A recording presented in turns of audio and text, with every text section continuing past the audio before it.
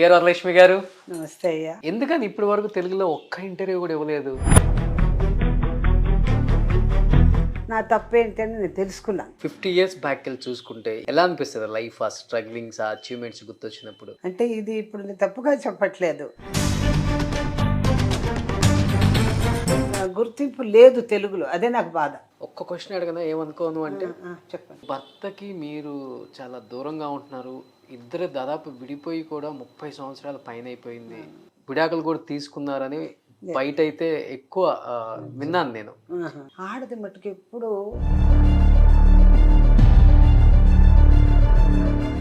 ఆడదిగానే ఉండాలి. టచ్ లో కూడా లేదు. ఇంకా ఉన్నారో లేదో కూడా తెలియదు. సావిత్రమ్మ జీవితం ఒక్కసారి గుర్తు చేసుకున్నప్పుడల్లా ఏమనిపిస్తుంది ఒక లేడీ యాక్టర్ గా మీకు? ఆవిడ తెలియలేదు.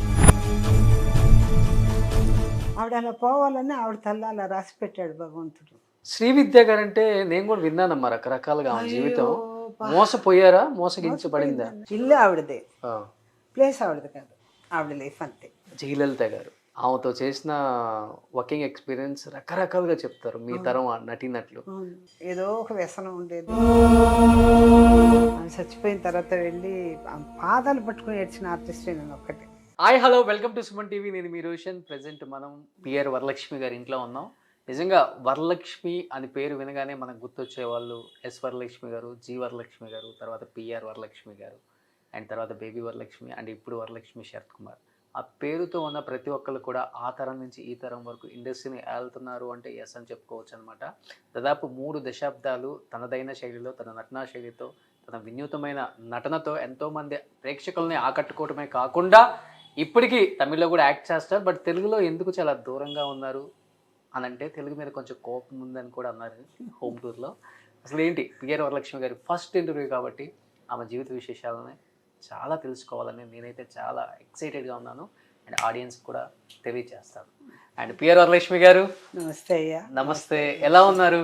బాగున్నానయ్యా. బాగున్నారా? బాగున్నా. కొంచెం పొద్దుగా అయ్యారు అనుకుంటా. అది మామూలు ఆర్టిస్ట్కి వచ్చేది ఫ్రీ. బట్ యూజువల్గా చెప్పాలంటే స్క్రీన్ మీద మిమ్మల్ని చూస్తే అలానే బాగుంటారు, బబ్లీగా, బొద్దుగా, చాలా బాగుంటారు. అప్పుడు క్యూట్గా ఉంటారు.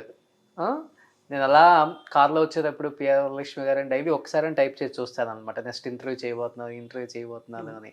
బట్ 50 సంవత్సరాలు తెలుగు సినిమా ఇండస్ట్రీ, తమిళ సినిమా ఇండస్ట్రీ, కన్నడ, మలయాళం ఏలేశారు. దాదాపు 800 పైగా చిత్రాలు. 80s, 70s, 90s అంతా మీదే హవా నడిచేది, అంటే ఒక లీడ్ రోల్స్తో. ఎందుకని ఇప్పటి వరకు తెలుగులో ఒక్క ఇంటర్వ్యూ కూడా ఇవ్వలేదు? నాకు అప్పుడు ఇంత మీడియాస్, ఇంత పబ్లిసిటీ ఉండేది కాదు. ఏదో మాకు పిఎల్ అని ఒకళ్ళు వాళ్ళు ఉండేవాళ్ళు, వాళ్ళు చూసుకునేవాళ్ళు, వాళ్ళు ఫాలో అయ్యేవారు. నేను చేసిన మొట్టమొదటి తప్పు ఏంటంటే, వచ్చిన కొత్తలో నాకు ఫస్ట్ వాడేనే కేఎస్ గోపాలకృష్ణ గారి సినిమా యాక్ట్ చేశాను. అది చెయ్యగానే అందరూ వచ్చి నన్ను సావిత్రమ్మలాగా ఉన్నావు, మా సావిత్రమ్మలాగా ఉన్నావు అని చెప్పేవాళ్ళు నా చిన్న వయసులో. దాంతోపాటు కొన్ని పబ్లిసిటీ వచ్చేటప్పటికి అందరూ వచ్చారు. తెలుగు, తమిళ్, మలయాళం, హిందీ, కన్నడ మొత్తం చేశాను అనమాట, అన్ని లాంగ్వేజ్. దాంట్లో ఏమైపోయిందంటే నాకు కంటిన్యూటీ తప్పిపోయింది. ఓకే, ఒక రౌండ్ వచ్చేలోపు ఎవరైతే ఎదురు చూస్తున్నారో తమిళ వాళ్ళు, తెలుగు వాళ్ళు వచ్చేస్తే దొరకలేదు, కాల్ షీట్లు దొరకలేదు. అక్కడ కేరళలో ఉండేదాన్ని, కొంచెం బాంబేలో ఉండేదాన్ని, ఇటు కర్ణాటకలో ఉండేదాన్ని. దీనివల్ల ఏం చేస్తే సరే ఆవిడ ఇవ్వదు, ఆవిడ కాల్ షీట్ ఇవ్వదు, చేయలేము అని చెప్పి వచ్చిన ఛాన్సెస్ వరకు చేసుకుంటూ వెళ్ళిపోయాను అనమాట. తర్వాత నేను చేసిన తప్పు ఏంటి అని, మన వాళ్ళ మీద అంత కోపం లేకపోయినా కూడా నా తప్పు ఏంటి అని నేను తెలుసుకున్నాను. ఏదైనా ఒక లాంగ్వేజ్ అంటే వెయిట్ చేయాలి, చూడాలి ఏంటి దాని గమ్యం ఏంటని చూడాలి. అది లేదు నా దగ్గర, అంత నాలెడ్జ్ లేదు నాకు. సరే ఏదో వచ్చిందల్లా చేస్తూ వెళ్ళిపోయే లోపల 1 by 1గా ఉంటే బాగుండేది, కంటిన్యూటీ ఉండేది. అది లేదు కాబట్టి నాకు ఆ గ్యాప్. అంటే మీరేమో ప్యూర్ తమిళని అనుకుంటారు అందరు కూడా, అండ్ చెన్నైలోనే సెటిల్ అయిపోయారు, చెన్నైలోనే అన్నీ, ఇంకా ఇక్కడే పెద్ద యాక్ట్రెస్గా అందరికి తెలుసు. మీరు తెలుగు ఏమో చాలా బాగా మాట్లాడుతున్నారు, ఎలా ఇది? తెలుగు దాన్ని పట్టుకుని తెలుగు అంటే ఎట్లా? తెలుగు వాళ్ళ మీరు? మరి నా ఇల్లు, ఓకే, నా ఇల్లు తెలుగు దేశం, అది ఆ నగరి పుత్తూరు నగరి అంటారు చూడండి, బోర్డర్ అనమాట. అందుకనే అటు ఈ 2 లాంగ్వేజ్లు వచ్చున్నారు. సో పిఆర్ వరలక్ష్మి గారు మా ప్యూర్ తెలుగు అమ్మాయి. అవునండి. మా తాతగారు, మా ముత్తాతలంతా ఇక్కడ నగర్లో ఎన్నో చౌల్ట్రీస్ కట్టించారు, స్కూళ్ళు కట్టించారు, కాలేజీలు కట్టించారు, బీద సాధులకు అన్నదానాలకని అదేనే సత్రం అనేవాళ్ళు, సత్రాలు. సత్రాలు అవన్నీ కట్టించారు. ఇప్పుడు అదంతా ఎవరెవరో ఆక్రమించుకున్నారు అనుకోండి. కానీ ప్రతి సంవత్సరం మటుకు మా పీసీఎన్ జెడ్పీ హై స్కూల్లో మటుకు మమ్మల్ని పిలిచి బ్రోనర్స్ ఫ్యామిలీ అని చెప్పి మాకు ఒక గార్లాండ్ వేసి అవార్డులు ఇస్తారనమాట మా ఫ్యామిలీ కంప్లీట్కి. ఇప్పుడు ఉన్నది మా ఫ్యామిలీలో అందరూ పోయారు. మా పిన్నమ్మలు ఉన్నారు, 2 పిన్నమ్మలు ఉన్నారు అంటే వాళ్ళని పిలుస్తారు ప్రతి సంవత్సరం December 23rd ఆ ఫంక్షన్ చేస్తారనమాట. ఫస్ట్ ఇంటర్వ్యూ కాబట్టి తెలుగులో ఇది. 50 years బ్యాక్ వెళ్ళి చూసుకుంటే ఇన్ని వందల సినిమాలు, ఇన్ని లాంగ్వేజెస్, ఇంతమంది యాక్టర్స్తో, ఇంతమంది స్టార్స్తో వర్క్ చేశారు. ఎలా అనిపిస్తుంది లైఫ్, ఆ స్ట్రగ్లింగ్స్, ఆ అచీవ్మెంట్స్ గుర్తొచ్చినప్పుడు? అది గోల్డెన్ డేస్ అండి. అంటే ఇది ఇప్పుడు నేను తప్పుగా చెప్పట్లేదు. అప్పుడున్న స్వతంత్రం, అప్పుడున్న ఒక రెస్పెక్ట్, అప్పుడున్న ఇదంతా నాకు బాగా నచ్చింది, బాగా ఎంజాయ్ చేశాను, సంపాదించాను. ఫ్యామిలీలో నేనంటే ఏంటని గుర్తించే స్థాయిలో చేశాను అనమాట. మొత్తం 3 మినిస్టర్లతో చేశాను. ఎంజీఆర్, ఎన్టీఆర్, జయలలిత గారు. ఎంజీఆర్ గారితో చేసేది నవరత్నంగల్ అని చెప్పి ఒక రత్నంగా చేశాను అనమాట, నవరత్నంగల్. జయలలిత గారితో చేసేటప్పుడు ఆమె ఒక హీరోయిన్, నేను ఒక హీరోయిన్. దానిలో రవిచంద్రన్ ఆమె పేరు, నాకు జయశంకర్ పేరు. రామారావు గారితో చేసిన సినిమాలు వచ్చి మనుషుల్లో దేవుడు, ధనమా దైవమా, ఇంకా చాలా సినిమాలు చేశానండి. ఇవి 2 మెయిన్ రోల్స్. మనుషుల్లో దేవుళ్ళు ఆయన ప్రేమిస్తానన్నమాట. గుమ్మడి గారు మా ఫాదరు, ఆయన ప్రేమిస్తాను. ఆయన పాపం పూటకూళ్ళు తింటూ అట్లా చదువుకుంటారనమాట ఆ సినిమాలో. అందువల్ల మా నాన్నగారు తీసుకొచ్చి గుమ్మడి గారు పెంచుకుంటారు ఆయన్ని. పెంచుకున్నప్పుడు ఈ అమ్మాయి తెలియకుండా లవ్ చేసేస్తుంది. అప్పుడు ఆయన చెప్తాడమ్మా నేను నిన్ను అలా చూడలేదు ఏ రోజు కూడా అని. అట్లా కొన్ని సీన్స్ చాలా బాగుండింది. మంచి సినిమా అండి అది. అది చేశాను. గుర్తించిన సినిమాలో చాలా చేశాను. ఇంకొకటి పెద్ద పెద్ద డైరెక్టర్స్తో వర్క్ చేశాను. పీపుల్లయ్య గారు ఎప్పటి వరకు మీ నాన్నగారికి తెలుసు తెలియదు. పీపుల్లయ్య గారితో చేశాను, అలాగే విఠలాచారి గారితో చేశాను, అలాగే కేఎస్ ప్రకాష్ రాజు గారితో చేశాను, రాఘవేంద్ర ఫాదర్. ఇంకా నేను రాఘవేంద్ర గారి సినిమాలో ఆయన చూడలేదు అసలు ఇంతవరకు. నేను సినిమాలు చూశాను, ఆయన చూడలేదు. నాకు ఆశ్చర్యం. తహసీల్దార్ గారి అమ్మాయిలో నేను ఒక క్యారెక్టర్ చేశాను, కొత్త. అప్పుడు నేను వచ్చిన కొత్త అన్నమాట. సావిత్రి గారి డైరెక్షన్లో చేశాను మాతృదేవత అని. అది మంచి రోల్, మంచి సినిమా. అందరితో చేశాను. ఎందుకంటే నాకు పెద్దగా గుర్తింపు లేదు తెలుగులో, అదే నాకు బాధ. ఆ కోపం నాకు ఉన్నింది. అందుకని ఒక్క షీల్డ్ లేకుండా తీసి పారేశాను కోపంతో. నేనే దాన్ని పెట్టుకోవడానికి నాకు ఇంకొక ఇల్లు కావాలా. కానీ గవర్నమెంట్ నాకు గౌరవించింది తమిళియన్స్. చాలా సినిమాలు చేశాను. ఇప్పటికీ చాలా సీరియల్స్ చేస్తున్నాను. ఇప్పటికీ ప్రతి సంవత్సరం ఏదో ఒక అవార్డులు ఇస్తూనే ఉంటారు. బెస్ట్ ఆపత్ అను, బెస్ట్ యాక్ట్రెస్ అను, బెస్ట్ లైఫ్ టైం అచీవ్మెంట్ అను, ఏదో ఒకటి, కలైమామణి అని, డాక్టరేట్ అని, ఏదో ఒకటి ఇస్తూనే ఉంటారు వాళ్ళు. మన వాళ్ళు మటుకు ఇంతవరకు. సో కలైమామణి పిఆర్ వరలక్ష్మి గారు తెలుగు అమ్మాయి అయ్యుండి కూడా, అండ్ ఇంత ఫేమస్ యాక్ట్రెస్ అయ్యి కూడా తెలుగువారు కనీసం ఒక అవార్డుకి కూడా నన్ను గుర్తించలేదు అన్నప్పుడు కానీ, చేయట్లేదు అన్నప్పుడు కానీ ఆ బాధ బాగా ఎక్కువ ఉందా ఇంకా ఇప్పటికి కూడా? డెఫినెట్గా. సో తెలుగువారు మీద కోపం అయితే ఉంది కూడా ఉంటుందండి. నేను ఇదే ఒక తమిళ దాన్ని అయి ఉంటే అంత పెద్దగా పట్టించుకోపోతున్నాను. ఎందుకు పక్కా తెలుగు దాన్ని, తెలుగు చదువుకున్నాను, మా కాలేజీలో చదువుకున్నాను, ఆ ఊర్లో పుట్టాను. తిరుపతి పక్కనే ఉంది నగరం అంటే అందరికీ తెలుసు. ఇప్పుడు రోజా గారు మూలిగా అందరికీ తెలుసు, అన్ని ఇండస్ట్రీకి తెలుసు. అట్లాంటప్పుడు ఎందుకు మనకు ఛాన్స్ రాలేదు? ఒకవేళ ఏం చేశాను, మరలా నన్ను మెచ్చుకునే దానిలో నన్ను నేరుగా చూసిన వాళ్ళు అందరూ మెచ్చుకునేదే. మంచి హైటు, మంచి అందం, మంచి బిహేవియరు, మంచి ఆర్టిస్టు. తమిళ్లో వచ్చి వాడేడిలో ఇంట్రడ్యూస్ అయ్యాను అనమాట. అదే తెలుగులో డుండి గారు తీశారనమాట, వాడేడి ఆ సినిమా తెలుగులో తీశారనమాట. రంగారావు గారి కాంబినేషన్, కంప్లీట్ సినిమా అంతా ఎంత ఆశ్చర్యపోయారండి, ఎంత మెచ్చుకున్నారు. ఇట్లాంటిది నేను అనుకున్నాను, ఎందువల్ల ఇట్లా డ్రాప్ అయింది అని. ఒక కారణం ఇది అనుకుంటాను నేను. అన్ని ఇండస్ట్రీకి వెళ్ళి కొత్త వచ్చిందే హీరోయిన్గా పిలుస్తున్నారు అందరూ, చేయాలన్న కోరిక నేను చేసేసాను. తర్వాత ఏం తప్పని తెలియదు.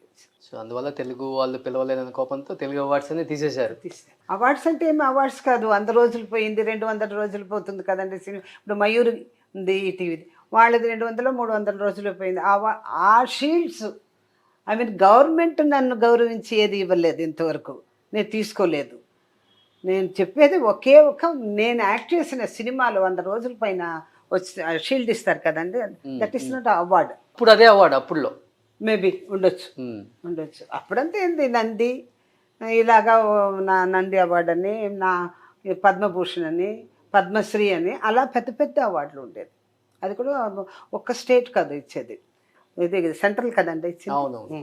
సో ఆ సినిమాలు చూసినప్పుడు తెలుగు గుర్తు వస్తుంది కాబట్టి పక్కన పెట్టేశారు. రోజు ఏదో ఒక ఛానల్లో వస్తూనే ఉంటాను. అయితే ఫస్ట్ లేవగానే భక్త కన్నప్ప వచ్చేస్తుంది.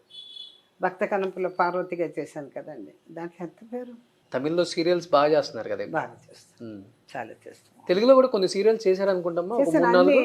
ఇది చేశానండి, ఇంటి కోడలు చాలా చేశాను. ఇది కథ కాదు, గుర్తులేదు. కానీ ఇప్పుడు రాధికా సీరియల్స్ అన్నీ ఆమె ఏది తెలుగులో తీసినా ఆమె సీరియల్ అన్నీ చేశారు. సో ఎన్టీఆర్ గారితో ఎన్నో సినిమాలు చేశారు పిఆర్ వరలక్ష్మి గారు. నిజంగా ఆ రోజుల గురించి చెప్పాలంటే ఇప్పుడున్న తరం వాళ్ళు తెలుసుకోవాలి అంటే మీలాంటి వాళ్ళు చెప్తేనే అది బాగుంటుంది. ఎలా ఉంటుంది పెద్ద ఎన్టీఆర్ గారితో వర్కింగ్ ఎక్స్పీరియన్స్? ఏంటండి ఆయన పంచువాలిటీ ఏంటి, ఆయన డైలాగ్ డెలివరీ ఏంటి, ఆయన కెమెరా సెన్స్ ఏంటి, ఆయన లైట్ సెన్స్ ఏంటి, తోటి ఆర్టిస్టుల యొక్క ఎవరు ఎక్కడ ఎక్కడ ఎక్కువ వస్తుంది వీళ్ళ దగ్గర నుంచి ఎక్స్ప్రెషను, దానికి ఎలా అన్నీ ఆ క్షణానికి క్షణం ప్రిపేర్ అయ్యారండి. ఒకసారి అయితే చాలా భయపడిపోయాను నేను. ఆయన కంటి పెట్టి అడుగుతానమాట, అన్నయ్య నాకు పెళ్లి చేయలేదు కదా, ఏదో ఒక సినిమా వస్తుంది అనమాట. అందుకే లాస్ట్లో సూసైడ్ చేసుకుంటాను నేను. సూసైడ్ చేసుకుంటే అప్పుడు ఆయన చూసి మాట్లాడేసి వెళ్ళిపోయి చేసుకుంటాను అనమాట. అందులో ఆయన కళ్ళు చూడలేకపోయానండి. దట్ ఈస్ దాన్ని ఏమంటారంటే తమిళ్లో రాజపార్వే అంటారు. రాజపార్వే అంటే ఒక రాజులకి, పెద్ద పెద్ద క్షత్రియులకి, పెద్ద వాళ్ళకు ఉంటుంది ఒక చూపు, చూడలేము.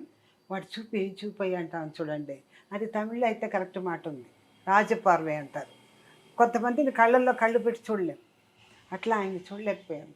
అలాగే ఎంజిఆర్ గారిని కూడా చూడలేకపోయాను ఆయనతో యాక్ట్ చేసినప్పుడు. ఏం మనుషులండి, ఏం వాళ్ళంతా నిజంగా మరలా పుడతారా మరలా వస్తారా అనేది డౌటే. సెట్లు ఎలా ఉండేవాళ్ళు, ముఖ్యంగా తోటి ఆర్టిస్టులతో సపోర్ట్ కానీ? సపోర్ట్గా ఉండేవాళ్ళు అండి. భయపడొద్దమ్మా, చిన్నమ్మాయి భయపడొద్దు అనేవాళ్ళు. కరెక్ట్గా వాళ్ళని చూసి టైమింగ్స్ నేర్చుకోవాలండి. ఏంటంటే 6:59 కల్లా వచ్చే సెట్లు. ఆయన కాస్ట్యూమ్ ఏమి, ఆయన మేకప్ ఏమి, ఆయన ఎంత పంచాలిటీ కీపప్ చేసి ప్రతి వాళ్ళండి తెలుగులో ప్రతి వాళ్ళు. అందులో మెయిన్ రామారావు గారిని, విజయలలిత గారిని తప్పనిసరిగా చెప్పాలి. ఇద్దరు 7 అంటే 7, 9 అంటే 9 ఉంటారు అనమాట. అంతే. అలాగే తమిళ్లో శివాజీ గారు. కమింగ్ టు నాగేశ్వరరావు గారు, ఆయనతో పెద్దగా చేయలేదండి నేను. ఒకే ఒకటి మన పుల్లయ్య గారి డైరెక్షన్లో అప్పుడు నాకు ట్రైన్లో వెళుతూ కంట్లో ఏదో పడిపోయింది. నాకు కంట్లో పడిపోతే ఇంక చేయలేక ఇంక వచ్చేసాను. వచ్చిన తర్వాత అది కన్ను ఒకలాగా వాచిపోయింది, పెద్దగా వాచిపోయింది. ఆ రోల్ కంప్లీట్ కట్ చేసేసి ఆయన సిస్టర్ లాగా వస్తాను. సత్యనారాయణ గారి వైఫ్. మీ ఇద్దరు కాంబినేషన్స్ ఎక్కువ కదమ్మా, సత్యనారాయణ గారు. చాలా చేశాను, చాలా తోరణాలు, ఎన్నో సినిమాలు చేశాను, చాలా చేశాను. వరం అనేవాడు ఆయన. సో రీసెంట్ గా మన అందరిని వదిలి వెళ్ళిపోయారు సత్యనారాయణ గారు. ఇద్దరు కాంబినేషన్ సూపర్ డూపర్ హిట్. ఎలా ఉండేవాళ్ళు అసలుకి కైకాల గారు, కైకాల సత్యనారాయణ ఆ రోజుల్లో? మంచి బిహేవియర్ అండి, అందరిలోనూ మంచి బిహేవియరు. వాళ్ళకి ఏం కావాలో అంతవరకు మాట్లాడేవాళ్ళు, అంతవరకు గౌరవంగా నడుచుకునేవాళ్ళు. మన ప్రతి ఒక్క దానిలోనూ మనం నడుచుకునేది కూడా కాస్త ఉంది కదండి, దాన్ని బట్టి వాళ్ళు ఫాలో అవుతారు. నాకు తెలిసినంత వరకు తెలుగులో మర్యాద, తెలుగు గౌరవం ఎవరికి రాదు. మన ఇండస్ట్రీలో అందరిని అడగండి, అయ్యో తెలుగు వాళ్ళ అక్కడ అన్ని విధాల గౌరవానికి కానీ, డబ్బులకు కానీ, మనకిచ్చే ఇది అన్నీ చెప్తారు, మంచిగానే చెప్తారు, ఎవరు చెడగా చెప్పరు. ఎందుకంటే తెలుగు ఇండస్ట్రీ అలా ప్రేమిస్తుంది అందరూ. అవును. అన్ని విధాలండి, డబ్బులు ఇచ్చే దాంట్లో కానీ, గౌరవించే దాంట్లో కానీ, వాళ్ళకి ఆ ట్రీట్మెంట్లో కానీ, ఫుడ్ ట్రీట్మెంట్లో కానీ కంప్లీట్ ఏ టు జెడ్ బాగుంటుంది. ఏ టు జెడ్ బాగుంటుంది.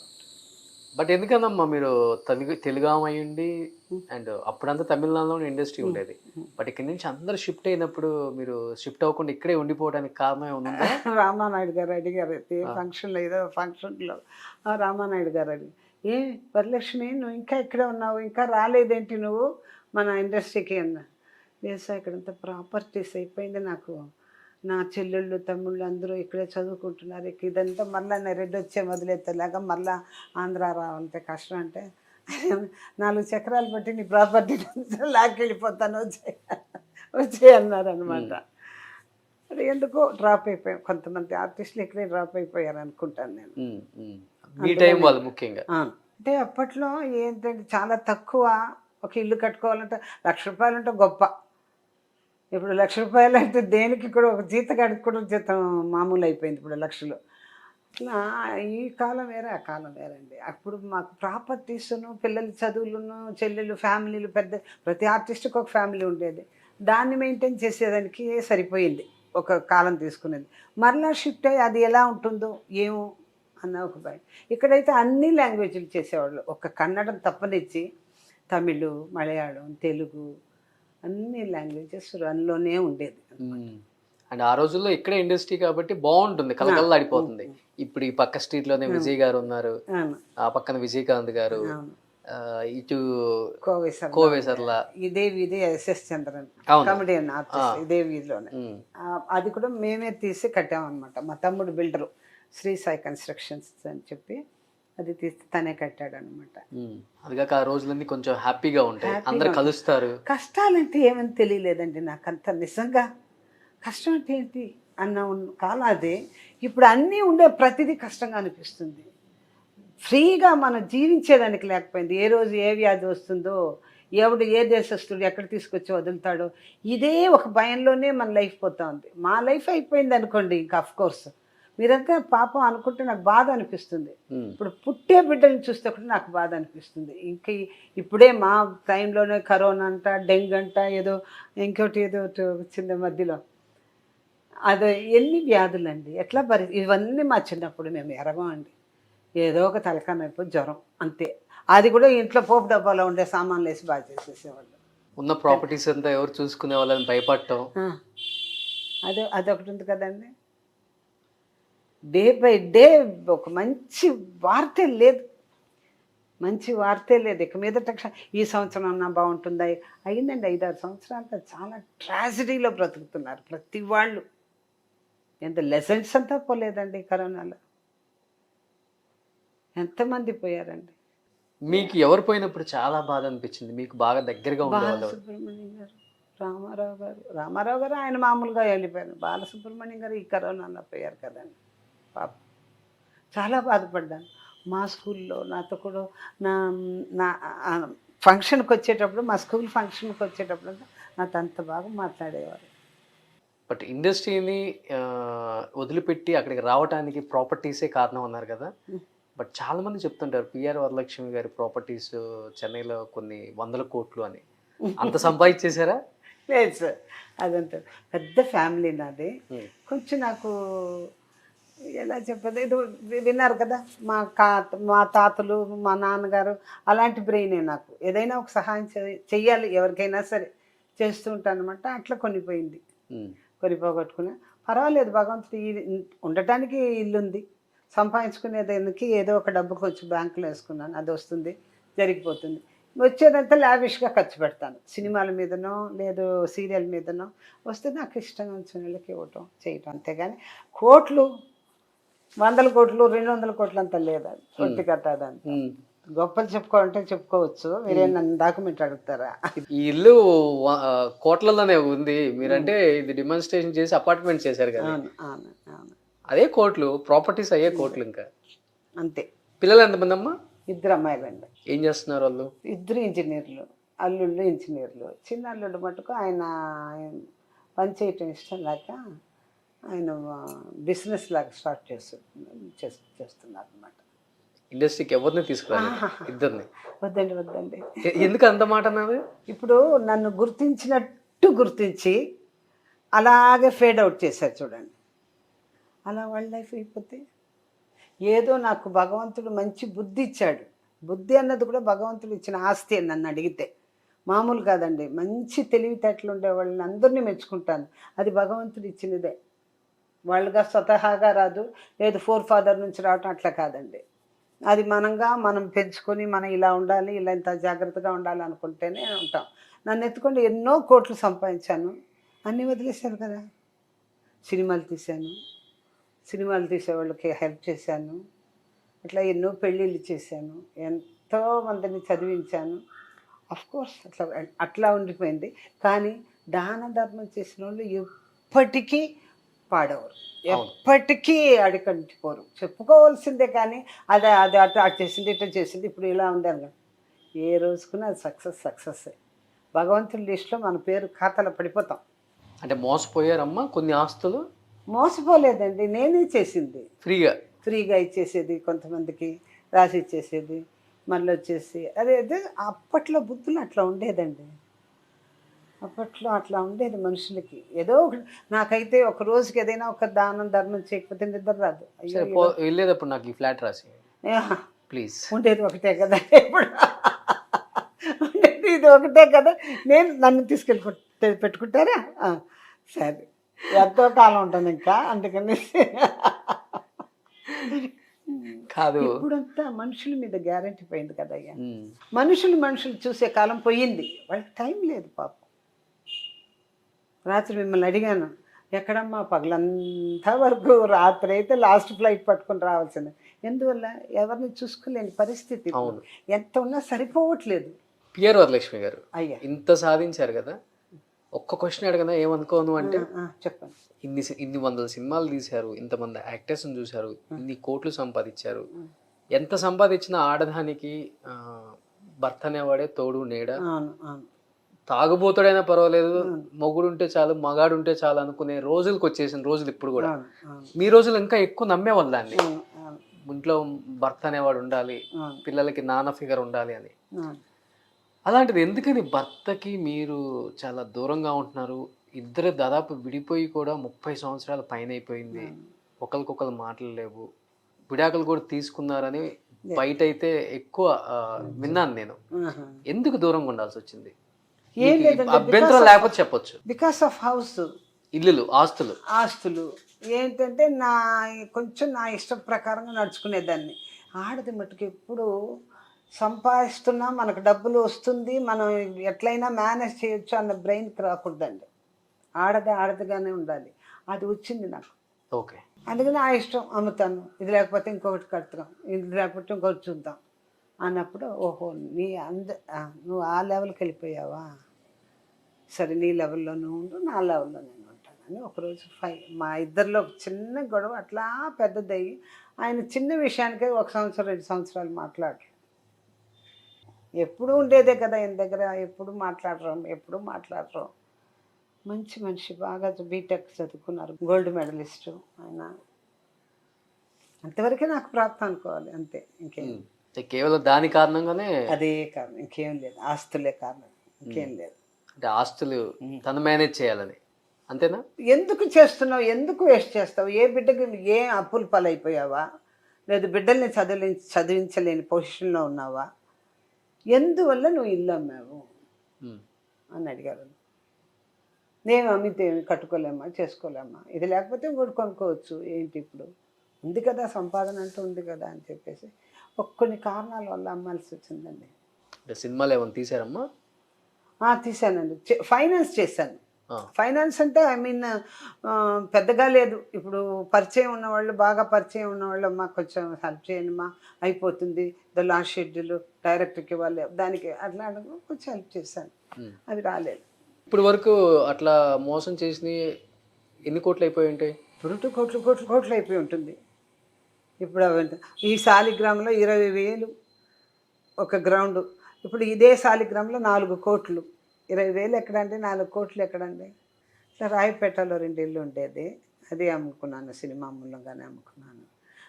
ఎంతో దూరం చెప్పారు. నన్ను ఫస్ట్ ఇంట్రడ్యూస్ చేసిన డైరెక్టర్ గారు, సినిమా తీస్తున్నాను సార్ అని తీసుకెళ్ళి ఆయన దగ్గర పత్రిక ఇస్తే, ఇందులో సంపాదించి ఇందులోనే వదులుకోవాలని నీ తలరాత అన్నారు. ఫస్ట్ డైలాగ్ అయిపోయింది, అదేలాగైపోయింది. పోనీ కొంతమంది fate, everything depends upon the fate. దాన్ని మార్చలే. ఇప్పుడు ఏం చేస్తున్నారమ్మా ఆయన? తెలియదండి, మీ వారు తెలియదు, అస్సలు తెలియదు. టచ్లో కూడా లేదు. ఒక ఫోన్ కూడా లేదు. అంత కోపం వచ్చింది ఆయనకి. ఎందుకు ఎప్పుడైనా బాధ అనిపిస్తుందా? ఎందుకు అనిపించదండి? బట్ ఎక్కడ ఉంటున్నారు కూడా మీకు తెలియదు. యుఎస్లో ఉన్నారు, యుఎస్లో ఉన్నారు. ఇప్పుడు ఉన్నారా లేదా కూడా నాకు తెలియదు, అది కూడా తెలియదు అనమాట. అసలు ఆయన అయితే డైవర్స్ వరకు వెళ్ళిపోతానంటే, వద్దు వద్దు నువ్వు డైవర్స్ నాకు ఇవ్వద్దు, నేనే ఇచ్చినట్టు ఉండిపోయి విడిపోదాం అనుకోని అట్లా చెప్పాను అనమాట. మాటలతో డైవర్స్ తీసుకున్నారు. ఇష్టం ఉంటే ఉండండి, లేదంటే మీ ఇష్టం. అంటే ఇండస్ట్రీ వాళ్ళకి, తెలిసిన వాళ్ళకి సహాయం కోసం కోట్లు రాసి చేశారు, ఫైనాన్స్ చేశారు. మరి భర్తంగా నేను ఉండను వెళ్ళిపోతా అన్నప్పుడు ఆయనకి ఎన్ని కోట్లు ఇచ్చేసారు? వయసు అండి, అయ్యో 10 పైసలు ముట్టుడు ఆయన. అయ్యో, ఆయన సంపాదన ఆయనదే, నా సంపాదన అందరు మీదే. బట్ పిల్లలు ఎప్పుడైనా బాధపడుతుంటారా, నాన్న వెళ్ళిపోయారు? నేను బాధపడతానని వాళ్ళు బాధపడరు నా ముందు. ఎన్నోసార్లు చెప్పింది నా చిన్న కూతురు అయితే, నిమిషాల్లో కనిపెడతానువే ఎక్కడ ప్రపంచంలో ఉన్నా. ఇప్పుడు ఉండేది లోకం, అలాంటి లోకం. ఒక నెట్లో వేస్తే ఈజీగా వచ్చేస్తుంది. ఎక్కడ ఉన్నాను వద్దమ్మా, తనగా వస్తే రాని. ఇంకా ఉన్నారో లేదో కూడా తెలియదు. నాకన్నా ఆయన 10-11 సంవత్సరాలు పెద్ద. చనిపోయారు, ఉన్నారో కూడా తెలియదు. ఆయనకు ఎక్కువ ఫారిన్ మోహం అండి. ఎప్పుడు చూడు పిలుస్తూనే ఉండేవారు అనమాట. ఇక్కడేం చేస్తావు, ఇక్కడేం చేస్తావు, ఇక్కడేం చేస్తావు, లుంగు లుంగు లుంగు లుంగు అని అంటూ. అప్పుడంతా ఎంత అంటే శాలరీలు మ్యాక్సిమం నేను తీసింది ఆ కాలంలో 50,000 రూపాయలు ఒక సినిమాకి. ఫుల్ సినిమా 50,000 రూపాయలు. అది ఆయనకు చాలా హీనంగా అనిపించేది. ఎందుకంటే ఆయన మెటూర్ బెడ్స్లో ఆయనకు పర్సంటేజ్ అనమాట. Percentage designer. పైగా ఆయన పర్సంటేజ్లో ఆయనకి ఇచ్చేది 1 పైసానో 6 పైసానో 4 పైసానో. అదే అప్పట్లో లక్షలు వచ్చేది ఆయనకి. కానీ ఆయనకు ఒక ఇల్లు లేదు, ఆయనకి ఇల్లు లేదు. ఏమంటే వాళ్ళ అన్న పెద్ద ఇంజనీర్ అనమాట. ఆయన ఈ ప్లేస్ బాగాలేదు, ఆ ప్లేస్ బాగాలేదు, అట్లా చెప్పి ఆయన చెడగొట్టాడు. అట్లా అయిపోయింది. బేసికల్గా ఆయన తమిళేనా? తమిళ్. లవ్ మ్యారేజ్ మీది? Love marriage. లవ్ మ్యారేజ్ చేసుకొని విడిపోవాల్సి వచ్చింది చూడండి. చిన్న మాటకండి, పెద్దగా ఏమీ లేదు. ఎలా అసలు అదెలా పాసిబుల్ అయింది? మీరేమో ఒక యాక్ట్రెస్, ఆయన ఒక ఇంజనీర్. ఆయన డ్రామాలు తీశారు అనమాట. అప్పుడు నాకు తెలుగు తప్ప తమిళ్ రాదు, తమిళ్ స్లాంగే రాదు నాకు. ఏది చూడు తెలుగులో మాట్లాడేదాన్ని. అప్పుడు చెప్పారనమాట, అమ్మ నీవు వచ్చి కొంతకాలం తమిళ్ డ్రామాలు యాక్ట్ చేయి. అప్పుడంతా ఆ డ్రామాలు ఎక్కువ ట్రూప్స్ ఉండేవన్నమాట. మనోహర్ గారిది, పెద్ద పెద్ద ఆర్టిస్టులు అందరికీ ట్రూప్స్ ఉండేదన్నమాట. నువ్వు చెయ్యమ్మా కొంతకాలానికి, నీకు ఆ ఫ్లో దొరుకుతుంది, ఫ్లూయెన్సీ వస్తుంది అని చెప్తే సరే అని చెప్పి వీళ్ళది డ్రామా ట్రూప్ అమిచూర్స్, వీళ్ళంతా పెద్ద పెద్ద ఆఫీసర్స్ కదండి. వీళ్ళందరూ కలిసి ఏం చేసేవాళ్ళు, ఏదో ఒక డ్రామా తీసేవాళ్ళు అనమాట. ఆ డ్రామాలో నేను హీరోయిన్గా యాక్ట్ చేసేదన్నమాట. అది దగ్గరుండి తెలుగులో రాసుకునేదాన్ని, తమిళ్లో ఇది సులుంగా, ఇది చెప్పండి చెప్పండి చెప్పండి. అట్లా పరిచయం అయ్యాయి ఒకరికొకరు, చేసుకోవాల్సి వచ్చింది అంతే. అది కూడా 7 ఇయర్స్ వాళ్ళ ఇంట్లో ఒప్పుకోలేదు, మా ఇంట్లో ఒప్పుకోలేదు. సరే ఇంకేం చేద్దాము అని చెప్పి ఒక ఫైన్ మార్నింగ్ వెళ్ళిపోయి పడపల్లి గుడిలో పెళ్లి చేసుకుని వచ్చేస్తాం. సో మీరిద్దరే వెళ్ళి పెళ్లి చేసుకున్నారు అంతే, ఆ రోజుల్లోనే. ఎన్ని ఇయర్స్ బ్యాక్ ఇది? ఇది 1983. బా, 83 మార్చ్. ఎంత డేరో చూడండి అప్పుడు. మరి 40 ఇయర్స్ బ్యాక్ అంత డేర్కి వెళ్ళి పెళ్లి చేసుకున్నారు. అట్లా ఉన్న కాలాలు. అంటే మీ పెళ్ళికి ఎవరైనా సపోర్ట్ చేశారా మన ఆర్టిస్టులు? ఎవరిని ఎందుకు పిలుస్తామండి మేము? ఈ ఇంట్లో ఒప్పుకోలేదు, ఆ ఇంట్లో ఒప్పుకోలేదు. ఆర్టిస్టులకి మాకు సంబంధం ఏంటి? మీరు అప్పటికి యాక్ట్రెస్గా ఉన్నారు కదా. కోర్స్ నేను ఆర్టిస్ట్ అంతే. నాకు పెద్దగా ఫ్రెండ్షిప్ లేదండి. ఎవరైనా ఫ్రెండ్స్ అంటే లేదు నాకు, ఎవరు లేదు. ఇల్లు అన్న తమ్ముడు అక్క చెల్లి నాన్న, ఇట్లా మా ఫ్యామిలీలోనే పడి ఉన్నాను నేను. అసలు మేము పత్రికలు కొడితేనే మా ఫ్యామిలీలో ఎవరికి వెళ్ళి తీసుకెళ్ళి ఇవ్వము. అంత పెద్ద జనం అనమాట. ఇంట్లోనే పెళ్ళిళ్ళు చేసుకునేవాళ్ళం. బయటకు వెళ్ళే సాయి చౌల్ట్రీస్ అంతా ఇప్పుడే ఏర్పడింది కదండి. అవును, అప్పుడంతా లేదు. పెద్ద పెద్ద ఇళ్ళు. ఉమ్. ఆ ఇంట్లోనే ఇప్పుడు మా ఇంట్లోనే మా అత్తగారి ఇంట్లోనే కోర్టు ఉందన్నమాట. నగిరి కోర్టు మా అత్తగారి ఇంట్లో ఉంది. అంత పెద్ద ఫ్యామిలీ. పెద్ద ఫ్యామిలీ. రిచ్. పత్రిక కొట్టాల్సిన అవసరమే ఉండదు మాకు. దేవుడి కోసం ఒక పత్రిక కొట్టి ఆయన పంపించేది పెద్ద ఆయనకి. సూపర్. బట్ లైఫ్ లో ఏదన్నా కొంచెం బాధ ఉందంటే పర్సనల్ లైఫ్ లో ఇది ఇది తప్పితే. ఒక్కటే. అది కూడా నాకు అనిపించలేదు పెద్దగా. ఉమ్. ఎందుకంటే ఆయన ఒక డెసిషన్ అంటే నేను ఒక డెసిషన్ తీసుకునేదాన్ని. అది కూర్చొని మాట్లాడేలోపు ఏదో ఒక విధంలో వెళ్ళిపోయేది. గ్రేట్. నిజంగా అంటే ఇంత వయసు వచ్చినా కానీ ఇంత స్టబన్ లేడీ, ఇంత ఐరన్ లేడీ ఉన్నది ఉన్నట్టుగా మాట్లాడతారు. నాకు అది ఇష్టం అండి. ఉమ్. ఉన్నది ఉన్నట్టుగా మాట్లాడాలి. నేను ఎవ్వరి మీద ఆధారపడలేదు. అది కూడా మెయిన్. నేను నీ మీద ఆధారపడ్డానని అనుకోవద్దయ్యా. నా వల్ల అవుతుంది. నేను గుళ్ళో కూర్చొని భిక్షం ఎత్తి కూడా తినగలను. నాకు ఆ గట్స్ ఇచ్చాడు భగవంతుడు. కానీ అదే భగవంతుడు నన్ను ఆ స్టేజ్కి వదలరు. అది నాకు బాగా తెలుసు. బట్ ఉన్నది ఉన్నట్టు మాట్లాడతారు కదా. ఇండస్ట్రీలోనేమో లేనిది ఉన్నట్టుగా మాట్లాడాలి, ఉన్నది లేనట్టుగా మాట్లాడాలి. మాట్లాడతారు. బట్ అది అనుకునే దానివల్ల మీకు ఇబ్బందులు వచ్చి ఉంటాయి కదా చాలా చాలా చోట్ల. నేను ఎక్కడ, మీరు ఫస్ట్ టైం కదా వచ్చేది ఇక్కడే కాదు మామూలుగా. ఇంటర్వ్యూలు నేను ఎక్కడ ఇచ్చాను, నా ఇంటర్వ్యూలన్నీ మీకు పంపిస్తాను చూడండి. రియల్ లైఫ్ లో నేను అంటుంది ఇక్కడ. అది ఎదుర్కోవాల్సి వస్తుంది కదండి, ఎదుర్కోవాల్సి వస్తుంది కదా. కొన్ని చెప్పకుండా మానేస్తే మంచిది అనుకుంటాను. కొన్ని చెప్పి అబద్ధాలు చెప్తున్నామని నన్ను కోసేస్తుంది నా మనసు. ఓకే. అందుకనేసి అబద్ధాలు చెప్పలేను అనుకోవచ్చు. చాలా మంది చెప్తుంటారు కదా ఇంటర్వ్యూలు అంటే, మీరు వినే ఉంటారు ఎన్నో. వాళ్ళకి తోచిన వాళ్ళు చెప్పారు, నాకు తోచిన నేను చెప్పాను. చాలానే చూసుంటారు కదా మీరు కూడా. ప్రతి ఇంటర్వ్యూ చూసినప్పుడల్లా నేను దీంట్లో ఎంత అబద్ధం, దీంట్లో ఎంత నిజం, దీంట్లో ఎంత బాధ, ఎంత అనుభవం అని బాగా తేలిపోతుంది. చూసారు కదా ఇండస్ట్రీని వడకట్టి. ఎవరితో చేయలేదండి, ఏ డైరెక్టర్ గారితో చేయలేదండి, ఏ ఆర్టిస్ట్తో చేయలేదండి. నాతోటి ఆర్టిస్టులు అందరూ దాదాపు చనిపోయారు. తమిళ్లోనే అంతే పాపం. జయశంకర్ పోయారు, రవిచంద్రన్ పోయాడు, ఒక్క ఏవిఎం రాజన్ ఉన్నాడు, ఆయనతో చాలా సినిమాలు హీరోయిన్గా చేశాను. అందరితో ఎంజిఆర్ గారితో చేశాను, జమిని గణేషన్తో నానామనైనా చేశాను. ఎవరితోనే చేయలేదమ్మా అని ఆలోచించుకుంటూ కూర్చుని కమల్ హాసన్ పేరుగానే చేశాను ఎన్నో సినిమాలు. అందగాడు తెలుగులో చేశాను కమల్ హాసన్తో. బట్ మీరు ఒక మాట అన్నారు, ఎవరెవరు ఎంత మాట్లాడతారో నాకు తెలుసు, అన్నీ చూశాను కాబట్టి అని. బట్ ఇండస్ట్రీలో మీరు అందరితో వర్క్ చేశారు, జమిని గణేషన్తో వర్క్ చేశారు, సావిత్రమ్మ కూడా వర్క్ చేశారు. సావిత్రమ్మ జీవితాన్ని కూడా దగ్గరగా చెన్నైలో అందరూ చూసిన వాళ్ళు ఇక్కడ. సావిత్రమ్మ జీవితం ఒక్కసారి గుర్తు చేసుకున్నప్పుడల్లా ఏమనిపిస్తుంది ఒక లేడీ యాక్టర్గా మీకు? ఆవిడ తెలియలేదు, సంపాదన ఇచ్చాడు భగవంతుడు, పేరు ఇచ్చాడు, ఆవిడ ఎన్నో తెలియలేదు పాప. ఆ బాధ అలాంటి బాధ అండి. కొన్ని బాధలు కొన్ని విధంగానే మర్చిపోతారు కొంతమంది. అందరూ అలా పో అనేసి వదిలేసేవాళ్ళు కాదు. ఇది ఏంటి, ఇదే లైఫా, ఇది లేకపోతే వేరే లైఫ్ లేదా, వేరే మార్గం లేదా అని ఆలోచించుకుంటే ఎన్నో మార్గాలు ఉన్నాయి, ఎంతో చేసుకోవచ్చు. కొన్ని ఆర్టిస్టులు అంతా ఇండస్ట్రీలో ఉండేటప్పుడే పెళ్లి చేసుకుంటారు, ఇండస్ట్రీకి తర్వాత నువ్వు ఇండస్ట్రీనే వదిలేవాలంటారు. దానికి సరిపడి ఆ తర్వాత చదువుకొని ఆ తర్వాత ఉద్యోగాలు చేసి ఆ తర్వాత బ్రతికిన ఆర్టిస్టులు ఉన్నారు. కాబట్టి నేను పేరు చెప్పను. ఎందుకు పాప ఆవిడ బాధ ఎలా మర్చిపోయిందో, ఎలా ఏమైందో మనకు అర్థం కావట్లేదు. చూశారు కదమ్మా చివరి స్టేజ్లో ఆమె? చూడలేదండి, అప్పుడు నాకు చిన్న వయసు, బాగా చూడలేదు. నేను కొన్ని తట్టుకోలేను.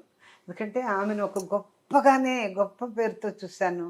ఆ లెఫ్ట్ హ్యాండ్లో రాస్తూ, ఆ కాళ్ళ పట్టాలు గొలుసు, బంగారు గొలుసులు వేసుకొని, ఇది రాజ్కుమార్ థియేటర్కి వచ్చేవాళ్ళు అంటారు, సర్ర ఫియట్ కార్ వేసుకొని ఆమె ఓన్ డ్రైవింగ్. ఎప్పుడు ఆమె డ్రైవర్ పెట్టుకోదే, ఓన్ డ్రైవింగ్, లెఫ్ట్లో ఇట్లా తిప్పేది స్టీరింగ్ అంత అందంగా. ఆమె డైరెక్షన్లో చేశారు కదా మీరు? మాతృదేవత చేశాను.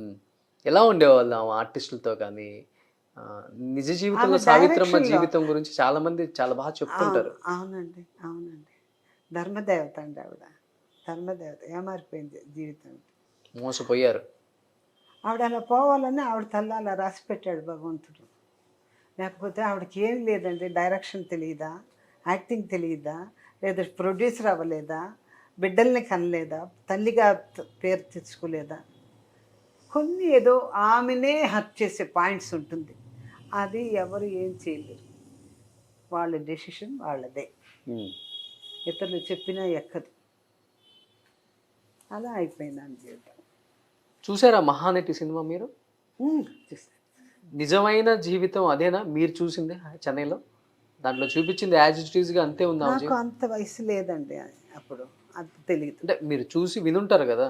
విన్న వరకే కానీ చూసి పర్సనల్గా ఏది నాకు తెలియదు. పర్సనల్గా ఆమె చూసింది ఒకే ఒక మాతృదేవత డైరెక్షన్లో. మళ్ళీ తెలుగులో ఏదో ఒక 2 సినిమాలు కలిసి చేసాం. అప్పటికే ఆమెకి మన స్వాధీనం లేదు పాపం. వీక్ అయిపోయి ఉన్నారు, చాలా వీక్ అయిపోయి ఉన్నారు. నడలేక కూర్చోలేక ఇక డబ్బుల కోసం వచ్చి యాక్ట్ చేసినట్టు కనపడింది. అవును, లాస్ట్ డేస్లో ఆమె డబ్బుల కోసం పనిచేశారు. పనిచేశారు. ఆ స్టేజ్లో చూశాను, డైరెక్షన్ స్టేజ్లో చూశాను ఆమె. అంత చూశారు కదా ఆమె. లైఫ్ గురించి ఏం చెప్పారు మీకు? ఆమె డైరెక్షన్లో కూడా వర్క్ చేశారు. ఆమె ఆలోచించలేదండి. ఈ స్థితికి వస్తాను, అది వచ్చేస్తుందని ఆమె ఆలోచించలేదు. ఆవిడే మాకందరికి ఉపమానం అయ్యారు. ఓ ఒక ఆర్టిస్ట్ ఈ లెవెల్కి వెళ్ళి ఈ లెవెల్కి అయిపోతారా, ఇంత మంచి ఆర్టిస్టు. ఆవిడ కనీసం ఒక స్కూల్ పెట్టుకున్న ఆవిడ జీవితం ఎంతో బాగుపోయేది. యాక్టింగ్ చెప్తున్నానని చెప్తాను. ఆశ్చర్యం అనిపించింది నాకు. ఆవిడే మాకందరికీ ఉపమానం. ఏమారేక మీదట ఏ ఆర్టిస్టులు ఏమారిపోరు, తెలివి లేకుండా నడుచుకోరు.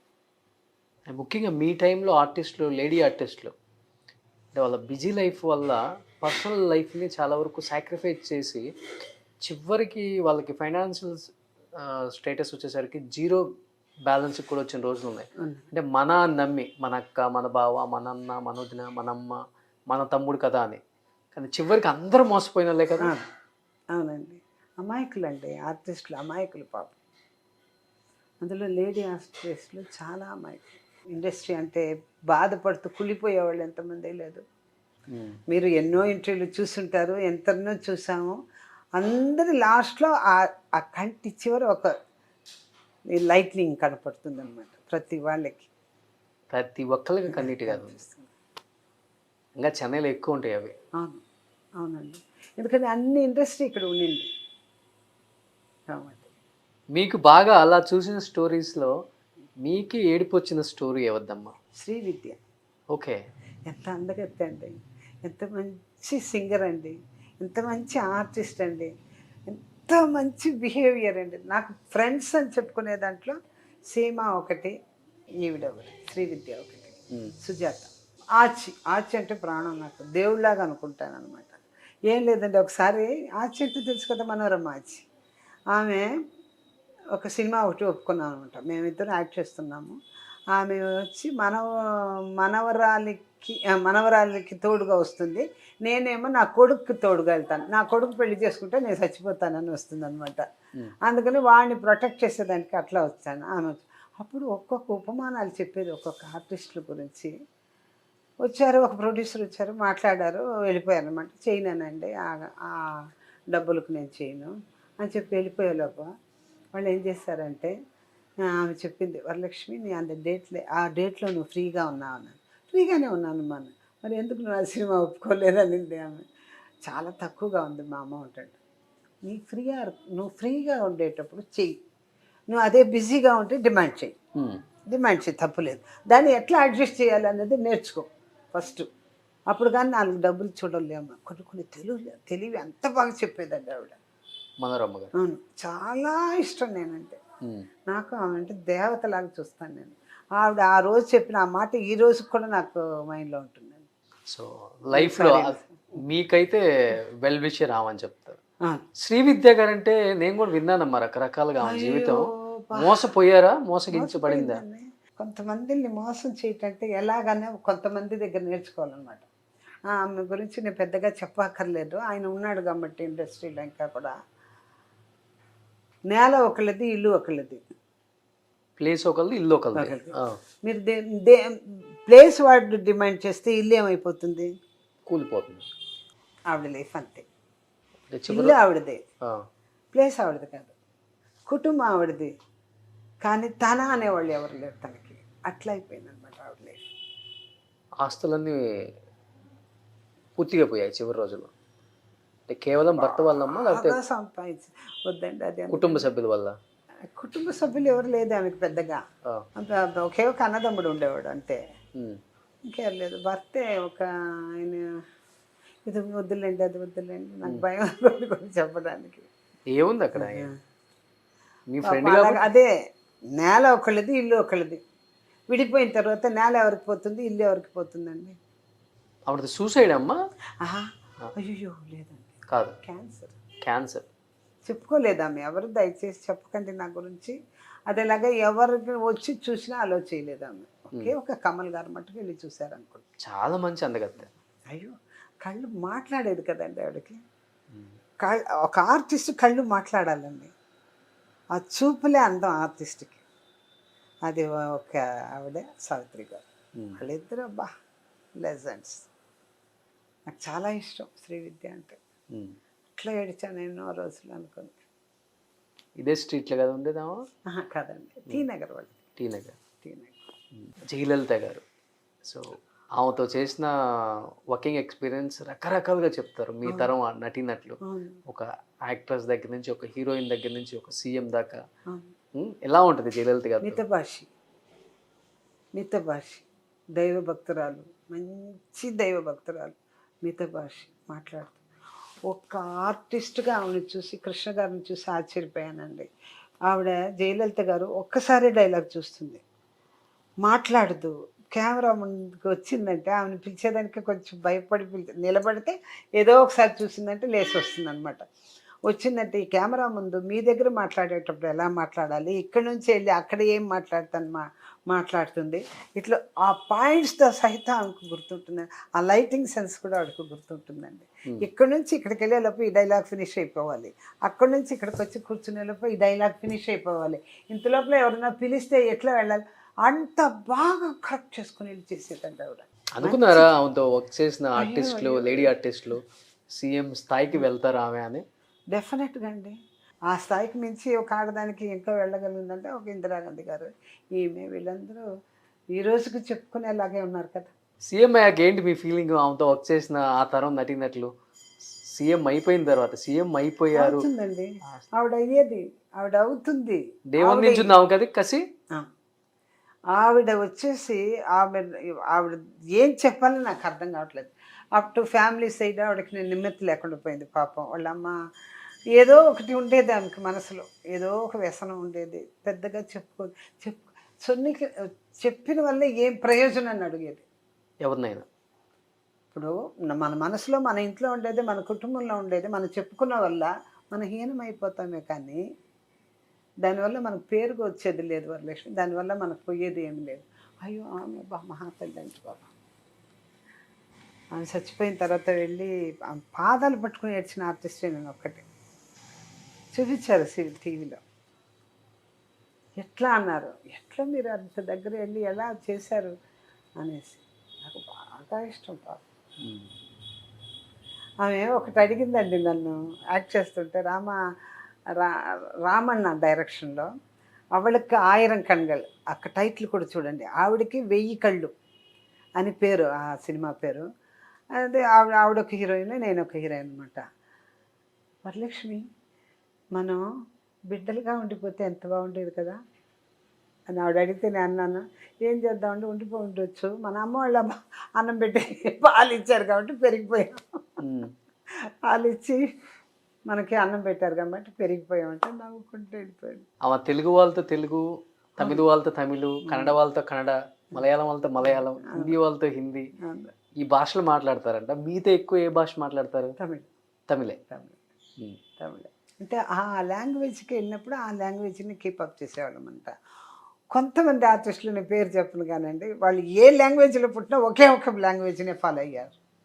ఏ లాంగ్వేజ్లో వాళ్ళకి పేరు ఉండిందో, ఏ లాంగ్వేజ్లో వాళ్ళు పేరు తెచ్చుకున్నారో, ఏ లాంగ్వేజ్ ప్రజలు వాళ్ళని కాపాడారో ఆ లాంగ్వేజ్ తప్ప ఇంకో లాంగ్వేజ్ మాట్లాడరు.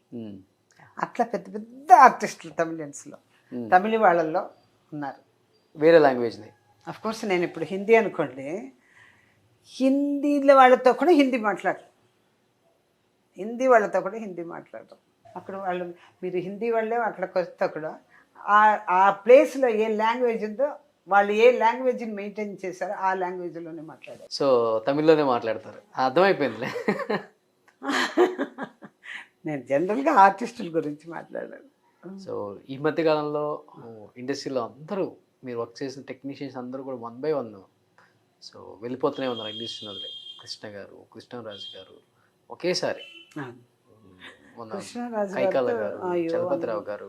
అవునండి, అందరితో చేశానండి. ఉమ్. నాకు బాగా ఎలా ఉండేది కృష్ణరాజు గారితో? భక్త కన్నప్ప చేశారు కదా. భక్త కన్నప్ప చేశాను, ఇంటి కోడలు చేశాను. ఉమ్. ఎంత కమెడియన్ అండి ఆయన, ఎంత హీరో కానీ మంచి కమెడియన్ ఆయన. కానీ చంద్రమోహన్ గారు కానీ ఉమ్. ఈయనైనా అటు ఇటు చేశాడు హీరోగా, కమెడియన్ గాను అట్లా.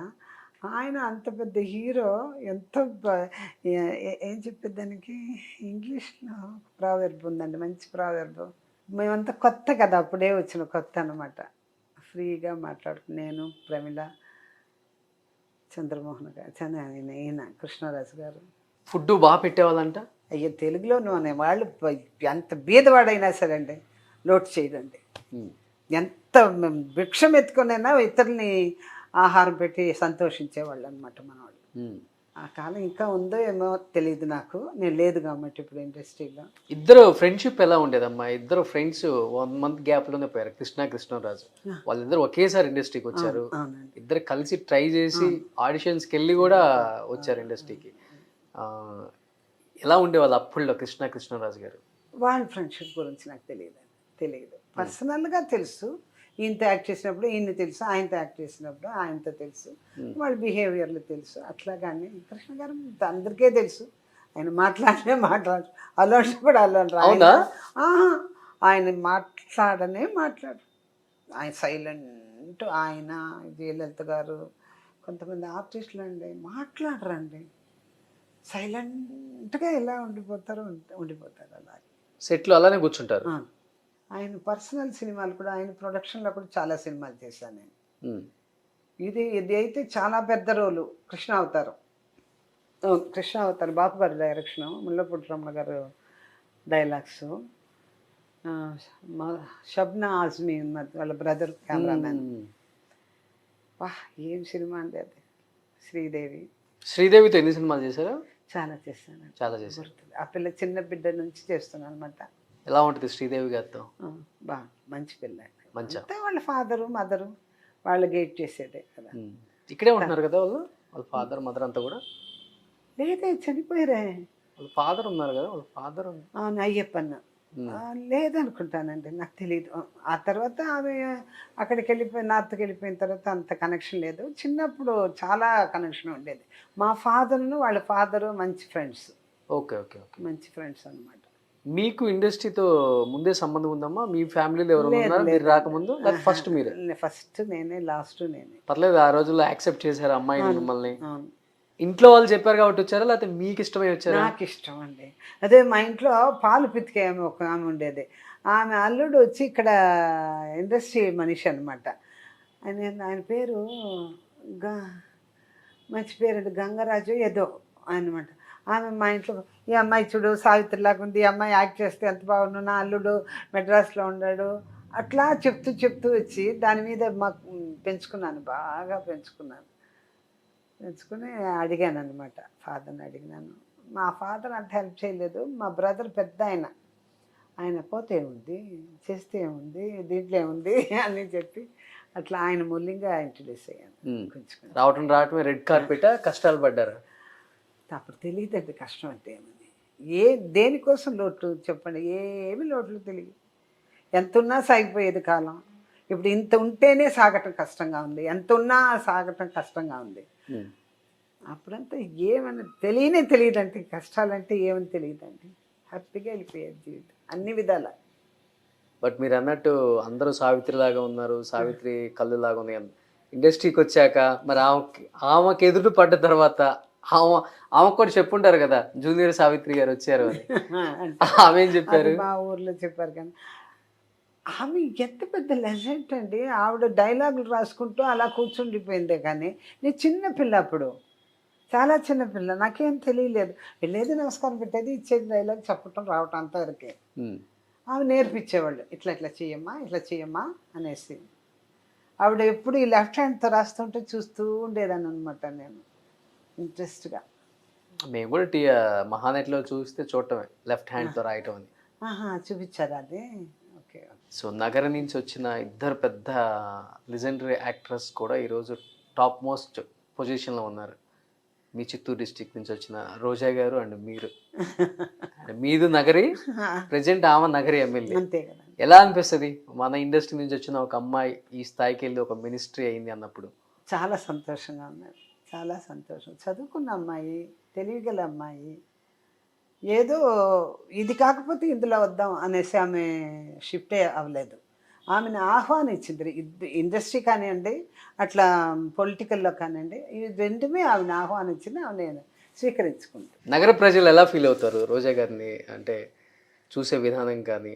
నేను ఎక్కడంటే సంవత్సరానికి ఒకసారి అదే వెళ్ళినప్పుడు వినపడుతుంది కదా మనకి. అంటారు, చెప్తారు, మీ ఇండస్ట్రీ వాళ్ళే మమ్మల్ని పాలిస్తున్నారమ్మా, అట్లా అట్లా తమాషగా కొంచెం, మంచిగా కొంచెం అలా చెప్పుకుంటాం. ఎలా ఉంటారమ్మా వ్యక్తిగతంగా రోజా గారితో కలిసి పనిచేశారు కదా? ఒకే ఒక సినిమా, వాళ్ళు ఆయన సినిమా చేశాను అంతే. గెస్ట్ రోల్ ఏదో చేశాను షలోమణి గారు. అంతే, పెద్ద పరిచయం లేదు ఆమెతో. ఆమెనే వెళ్ళి ఒకరోజు కలవాలని ఉన్నాను నేను. యాక్చువల్గా మా ప్రాపర్టీస్ డాక్యుమెంట్స్ అన్నీ కొన్ని ఉన్నాయండి నా చేతులు. మోసం చేసినవి చాలా కోట్లుగా ఉంది మాది అక్కడ. అవి అంతా ఎలాగా, ఏంటి, ఏమి ఇలా ఆక్రమించుకున్నారు. ఇది కాలేజ్ అంటే ఆ కాలేజీకి ఎంత ప్లేస్ కావాలో అంత ప్లేస్ వరకు అది వీళ్ళు ఏం చేశారంటే ఊరు పెట్టేశారండి మా వాళ్ళు. అంతే, వాళ్ళన్నీ ఎవరెవరో వచ్చి ఆక్రమించుకుని వాళ్ళు కట్టుకోవటం, ఆ డాక్యుమెంట్స్ లేకుండా కట్టుకోవటం అలా ఉందన్నమాట. దీనికంతా ఏం పరిణామం, ఒక రోజుకే అడగాలని ఉన్నాను వెళ్ళి. ఎంత పోయింటారు ల్యాండ్ అక్కడ మీది? 64 గ్రామాలండి మాది, ఒక ఊరు కాదు. 64 గ్రామాలకి మా తాతగారు జమీందారు. PCN, P for Palegaru, C for Chengamma, N for Naidu, PCN ZP high school మా స్కూల్ పేరే. అది తాతగారు ఫ్రీగా ఇచ్చారు ల్యాండ్ అంతా? అంత మొత్తం కట్టించింది ఆయన. ఫోటో ఒకటి తొంగుతుంది, అంతే పెద్ద మీసాలు పెట్టుకొని, ఇంత పెద్ద మీసాలు ఉంటుంది, దాని మీద నిమ్మపండు నిలిపేవాడు అంట ఆయన, హాల్లాగా. ఆ ఫోటో ఉంది హాల్లో. బట్ అప్పుడున్న జనరేషన్ గురించి చాలా బాగా చెప్పారు. ఆ నెక్స్ట్ జనరేషన్తో చాలా మందితో చేశారు. బాలకృష్ణ గారు, చిరంజీవి గారు, వెంకటేష్ గారు, నాగార్జున గారు. ఎస్పెషల్లీ మెగాస్టార్ చిరంజీవి గారు అంటే మీరు చూసింది ఆయన లైఫ్లో ఎంత కష్టపడి పైకి వచ్చిందో కూడా చూసారు ఇండస్ట్రీలో. ఇక్కడ ఏం చెప్తారు ఆయన గురించి? మంచి వ్యక్తి అండి, ఏ డాట్ లేకుండా ఉండే మనిషి అండి ఆయన. వైట్ పేపర్గానే ఉన్నారు ఆయన. నాకు ఇష్టం. కొందరికి ఎన్నో ఉంటే కూడా వాళ్ళు అది మెయింటైన్ చేసుకుంటా అలాగే ఉన్నారు చూడండి, అది నాకు చాలా ఇష్టం అండి ఆ పద్ధతిలో. పెద్దగా నేను వీళ్ళని పొగిడితే కానీ, వీళ్ళని నేరులో వెళ్ళి చూస్తే కానీ అన్నది ఉండదు నాకు. ఎప్పుడు మనసులో ఈ వ్యక్తి గుడ్ అలా అనిపిస్తుంది. ఆయన ఫ్యామిలీ, ఆయన కలిసి వర్క్ చేశారు కదా? చేశానే. ఎలా ఉంటుంది అంటే వర్కింగ్ ఎక్స్పీరియన్స్ విత్ మెగాస్టార్ గారు? అంటే అంటే ఆల్రెడీ మీరు లెజెండరీ యాక్ట్రెస్, అది వేరే విషయం. బట్ ఇంకొక స్టార్తో చేసేటప్పుడు ఇప్పుడు ఈ కొత్త తరం కదా, వీళ్ళతో ఎలా ఉంటుందో, టైమింగ్ ఎలా ఉంటుందో, ఇదంతా ఉంటుంది కదా. అలాంటప్పుడు ఆ స్టార్ మనకి ఆ సపోర్ట్ ఇస్తేనే చేయగలం ఫ్రీగా. నాకు అప్పుడంతా భయం ఎక్కువ అండి. నేను భయస్తురాలని నాకు సపోర్ట్గా ఉండేవాళ్ళు. ఈ అమ్మాయి భయపడుతుంది, ఈ అమ్మాయి చేయలేకపోతుంది అన్నది తెలుసు. ఇప్పుడైతే వయసు వచ్చింది కాబట్టి ధైర్యంగా చేసేస్తున్నాను. అప్పుడు చాలా భయపడేదాన్ని, చాలా భయపడేదాన్ని. అట్లాగే డైలాగులు, పెద్ద డైలాగులు వచ్చిందంటే దాన్ని 10 సార్లు మేకప్ రూమ్లో కూర్చొని చదువుకునేది. అక్కడికి వచ్చి వాళ్ళు యాక్ట్ చేసి చూసి అట్టనే నిలిచిపోయేదాన్ని ఒక్కొక్కసారి. అట్లా ఎక్స్పీరియన్స్ వచ్చింది. బాలయ్య బాబు ఆయన బిడ్డలాగా, కోపం వస్తే కోపం, సంతోషం వస్తే సంతోషం, అట్లా అనమాట. ఏమని పిలిచేవారు బాలయ్య బాబు గారు? నన్ను ఏమన్నారంటే, ఇక్కడ ఒక ఫంక్షన్ ఒకటి జరిగిందండి, ఆయనతో సినిమా ఏదో చేస్తే మీరే బిడ్డలాగా ఉన్నారు, మీకు 2 బిడ్డలు అన్నారు. అప్పుడు చూసేటప్పుడు ఆయన వాళ్ళ నాన్నగారితో యాక్ట్ చేసిన పాత ఆర్టిస్టుల్ని ఆయన చాలా ప్రేమగా ఫ్యామిలీ లాగా ట్రీట్ చేస్తారు ఆయన. అది చాలా సందర్భాల్లో చాలామంది చెప్పారు కూడా. ఆయన ఇంటికి భోజనానికి ఒకసారి వెళ్ళామండి. రామానాయుడు గారు, నేను, శోభన్ బాబు గారు. శోభన్ బాబు గారికి బాగా మంచి ప్రీతి నేనంటే. పిల్లల్ని షూటింగ్ తీసుకొచ్చి వాళ్ళకి ట్యూషన్ చెప్పేదాన్ని. ఇదిగా వెరీ గుడ్ మదర్ అనేవాళ్ళం అంటే చాలా ఇష్టం ఆయనకి. ఓ షూటింగ్కే తీసుకెళ్తారు. షూటింగ్కి తీసుకెళ్ళిపోయి మగాడి షూటింగ్ అప్పుడల్లా అక్కడే కూర్చొని చదువు చెప్పేదాన్ని షార్ట్కి పిల్లలకి. అప్పుడు చెప్పారు good mother good mother Sobhan Babu garu అంటేనే ఇండస్ట్రీలో రిచెస్ట్ కదా. చెప్తుంటారమ్మా ఆయన ఎవరికన్నా ఆయన పోగు చేసుకోని స్థలాలు కొన తెలుసండి, అది చాలా స్థలాలు కొన్నది ఆయన. చాలా మంచి మంచి మంచి ఎందుకు ఆలోచనలు చనిపోయారు పాపం. ఎంత పద్ధతి గల మనిషి అండి ఆయన. సాటర్డే సండే యాక్ట్ చేయరు, ఎవరితో ఎక్కువ హలో అమ్మాయి ఎలా ఉన్నావు అంతే. అలాగా చాలా మంచి మనిషి. ఒకసారి నేను శ్రీదేవిని వెళ్ళిపోయి అమ్మా ఎలా ఉన్నావు అమ్మా అన్నాను. ఆమెకి ఏమంటే 10 లక్షలు తీసుకుని హ్యాపీగా. అప్పట్లో చాలా బాగుంటుంది మా ఆవిడపోయి ఎలా ఉన్నావు అని అడుగుతాంటే అన్నారు. సో అంత చనువుగా ఉంటారు. బట్ శోభన్ బాబు గారు బాగా రూపాయి పోగేసి రియల్ ఎస్టేట్లో పెట్టినంత పెట్టలేదు అంటుంటారమ్మా ఇక్కడ చెన్నైలో కూడా. ఆయనలాగా ఎవరు ఇన్వెస్ట్ చేయలేరు, అంత ఇన్వెస్ట్ చేశారు ల్యాండ్స్ మీద అంటుంటారు. అవునండి, అవును చెప్పారు. చాలా ల్యాండ్స్ ఉన్నాయన్నమాట విన్నాను నేను ఆయనకి. అక్కడ పూనమల్లి ఆ సైడు చాలా ఉంది అన్న. అండ్ లేడీ ఆర్టిస్టులు కూడా చాలా మందికి ఫస్ట్ అదే అడుగుతాడంట, ఎవరికైనా కానీ పరిచయం ఉంటే ముందు మీకు జాగ్రత్త చేసుకోండి, వచ్చిన దాన్ని ల్యాండ్స్ మీద ఇన్వెస్ట్ చేయండి, అదే ఫ్యూచర్ మీకు అని. కానీ అప్పుడే ఆయన ల్యాండ్స్ గురించి క్యాలిక్యులేట్ చేసేసారు చూడండి. అప్పుడంతా ఏంటంటే చెన్నైలో ఎంత తక్కువ అండి. టీ నగర్లో హబీబుల్లా రోడ్లో నేను చంద్రకళ రోజారమణి మేమిద్దరం ఈయన సత్యం గారి సినిమా యాక్ట్ చేసేటప్పుడు మాకు 25,000 అన్నమాట మా రెమ్యునరేషన్. దీంట్లో ఆ 3 గ్రౌండ్లు అక్కడ ఉంటే మమ్మల్ని కొనుక్కోమని చెప్పారు 20,000కి. ఇప్పుడు కొనగలమా అసలు టీ నగర్లో?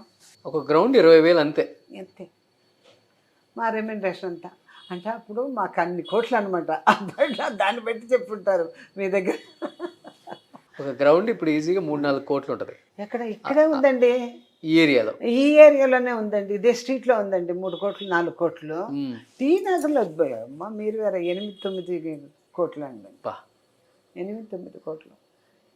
అలా బాగా జాగ్రత్త చేసి ఎక్కువ గ్రౌండ్లు సంపాదించిన ఆర్టిస్ట్ ఎవరు, లేడీ ఆర్టిస్టులు మీ టైంలో?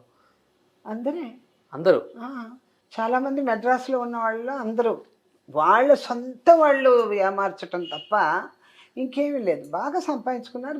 వాళ్ళు సచ్చేంత వరకు వాళ్ళకు ఉంటుందండి. అంత పెద్ద ఆర్టిస్టులు అంతమందిని నాకు బాగానే ఒకందుకు తెలుసు.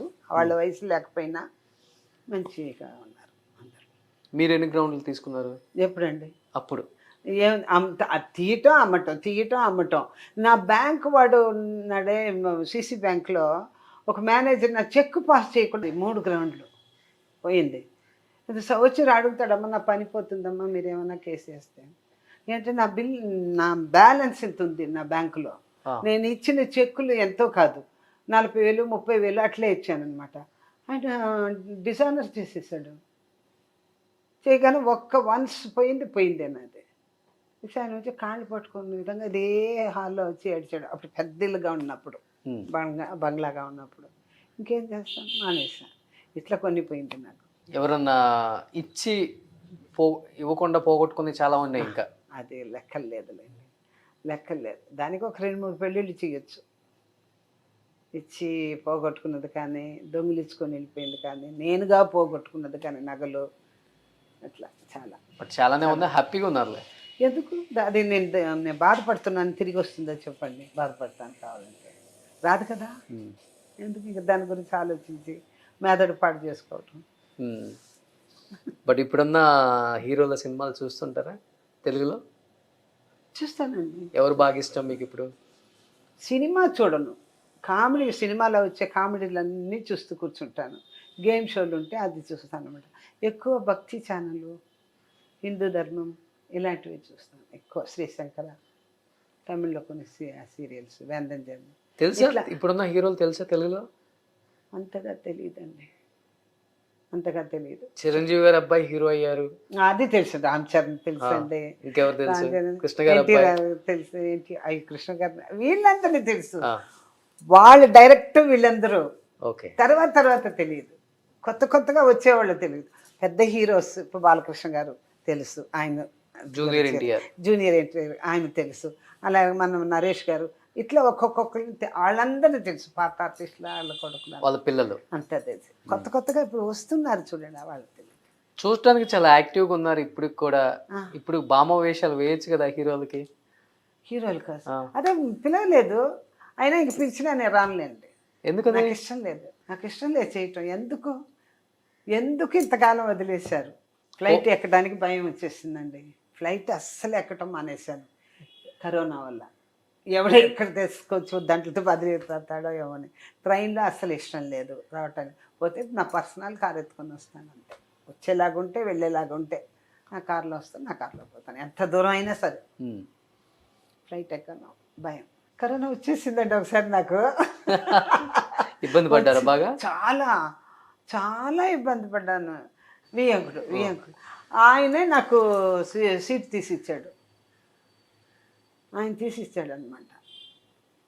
ఆయన సైబర్ క్రైమ్ కమిషనర్. అప్పుడు పీక్లో ఉందన్నమాట నాకు వచ్చినప్పుడు. ఆ సుందరి సీరియల్ యాక్ట్ చేసినప్పుడు మా బ్యాచ్కి అందరికి అట్లా ఫుల్గా వచ్చిందండి. కెమెరామ్యాన్కు, డైరెక్టర్కి, హీరోయిన్కు, నాకు, సెకండ్ హీరోయిన్కు, సెకండ్ హీరోకు, మామ క్యారెక్టర్ వేసిన ఆయనకు. ఆ పిల్లకు నింది ఆ రోజు. ఆ పిల్ల చుట్టి పడిపోతానే ఉంది. ఏమి ఇట్లా చుట్టిపోతుందంటే అందుకని బ్లడ్ టెస్ట్కి పంపించున్నానమ్మా, వచ్చేస్తున్నాను సాయంకాలం లోపల. వచ్చింది సాయంకాలం, పాజిటివ్ అనేసి వెళ్ళిపోయింది. అంతేనండి, మేము అందరూ ఫిక్స్ అయిపోయామండి, బలైపోయాం. ఓకే. అందులో నాకు చాలా సివియర్గా అయింది. బతుకుతానని అనుకోలేదు, లేకపోతే ఇంకా యాక్టివ్గా ఉండేదాన్ని నేను. దానివల్ల బాగా ఒళ్ళు పాడైపోయింది. అదే స్ట్రెంగ్త్ అంటే ఎట్లా ఉండాలి, బతికినంత కాలం బాగుండాలి, లేదా పట్టని ఒక హార్ట్ అటాక్ వచ్చి వెళ్ళిపోవాలి. నాకు తెలిసింది. ఈ పడుకొని అమ్మ నీళ్ళు తే, అమ్మ కాఫీ తే, అమ్మ భోజనం పెడతా, ఇది ఇష్టం ఉండదు. ఎంత ఉంటుందమ్మా ఇప్పుడు మీ వయసు? ఎంత ఉంటుంది చెప్పండి? 75. అమ్మ సాయిరామ్, దైవ సాక్షిగా అంత 70 కూడా లేదయ్యా, 70 కూడా లేదు నాకు. 1953. ఒక 67, 68 ఉంటుంది. సరే 70, క్లోజ్ టు 70. నియరింగ్ టు చాపి 70 ఉన్నా కానీ మీరు ఎంత బాగున్నారో చూడండి. హ్యాపీగా మీరే కార్ డ్రైవ్ చేసుకోగలుగుతున్నారు, మీరే మంచిగా హ్యాపీగా ఉండగలుగుతున్నారు. కార్ డ్రైవ్ చేయలేదు, సపరేట్ కార్లో డ్రైవర్ని వేసుకొని వచ్చేస్తానంటే అనమాట. ఇప్పుడు ఏంటంటే ఈ ట్రాఫిక్లో కార్లు డ్రైవింగ్ చేసేలాగా ఉంది.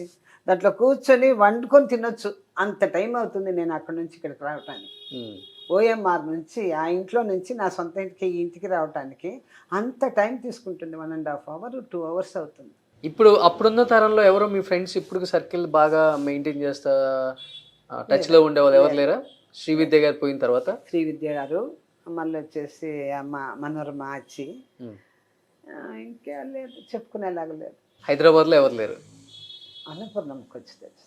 అన్నపూర్ణం ఉన్నారా? అన్నపూర్ణం తెలుసు. ఇంకేంటమ్మా, ఏంటి ఇంకా లైఫ్లో ఏం చెయ్యాలని? 70 వచ్చేసాయి, ఇంకా యాక్ట్ చేయాలన్నా? తమిళ్లో అయితే చాలా బిజీగా ఉన్నారు, ప్రతి సీరియల్లో ఉంటారు. రాధిక సుందరి సీరియల్ ఎలా పోతుందయ్యా తెలుగులో? తెలుసా? జెమినీలో ఉంటుంది. జెమినీలో విన్నా నేను కూడా పేరు, అంతే. మీరు దాంట్లో ఉన్నారు కదా? తెలుగులో లేదు, తమిళ్లో ఉంది. అదే ఇక్కడ క్యారెక్టర్ అక్కడ వేరే, అక్కడ వేరే. సీరియల్లో క్యాబేజ్ చేసి ఉంటారా? సీరియల్ వచ్చినప్పటి నుంచి చేస్తూనే ఉన్నాను.